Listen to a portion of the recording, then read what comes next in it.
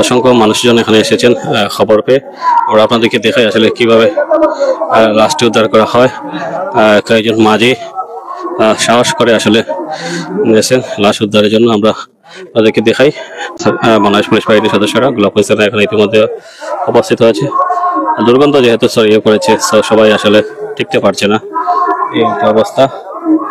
আসলে বাকি আরো যারা আত্মীয় আছেন তারা ইতিমধ্যে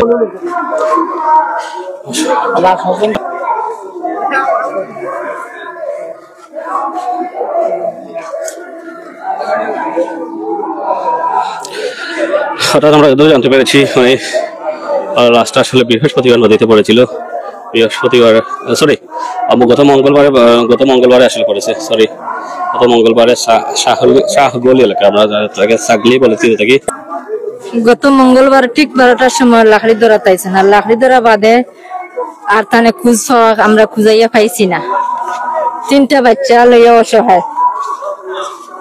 আপনার সাহায্য সহায়তা আপনার করতা। আপনার বাড়ি কোন জায়গা? আশ্রয় কেন্দ্র। কোন জায়গা আশ্রয় কেন্দ্র? শাহগলিয়া আশ্রয় কেন্দ্র। জি। যখন তাই নদী পড়ন কি তাই নদী গেছলা? লাকড়ি ধরা লাগে। অভাবী মানুষ। ওই মানুষ। জি। ওখান নদীর লাকড়ি পাশে যায় কিন্তু তাছাড়া। জি। এদিকে কেউ আসলে দেখছেন না? জি না, জি না। জি না। কে আছে আর পরিবারে বউ আছে, মেয়ে আছে, ছেলে 2টা আছে। নাম কিটা? হাসান, হুসাইন, হাফিজা। মারা গেছে তার নাম কিটা? আনোয়ার হোসেন। বয়স তো কত হইব? বয়স 60-70 হইব। পেশা কিটা আছে?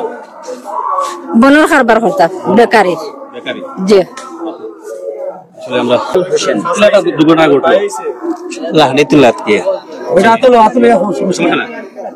লাকড়ি তুলাত কোন দিন নাম? ওই নদীর পারে, ওই সাগলির সামনে, সাগলির মাঝখানে বাজারের সামনে। তখন কেউ আসলো না ঠান্ডা? যিনি অনর খান্ডাত কেউ ছিল না, শুধু একলা ছিলেন না, সাঁতার জানেন না। সাঁতার না জানিয়ে নদীর নাম শুনি লাকড়ি তুলাত? সাঁতার না জানিয়া নদীত নামছেন লাকড়ি ধরা। তার নাম কিটা? আনোয়ার মিয়া।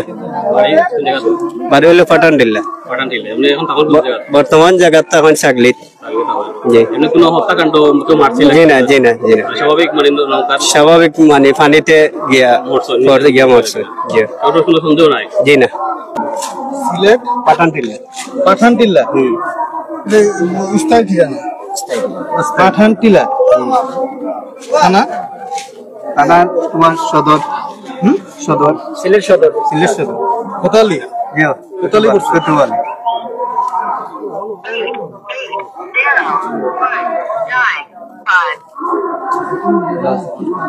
মেট্রোতে পড়ছে না?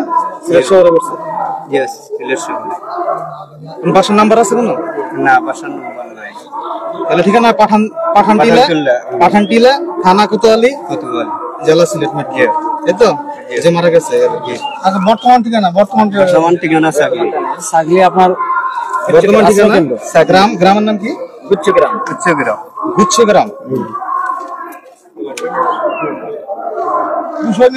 থানা গুচ্ছগ্রাম কি? ওখানে জায়গাটার নাম কি?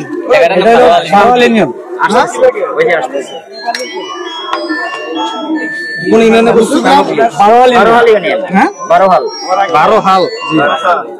বারোহাল ইউনিয়ন। জি জি।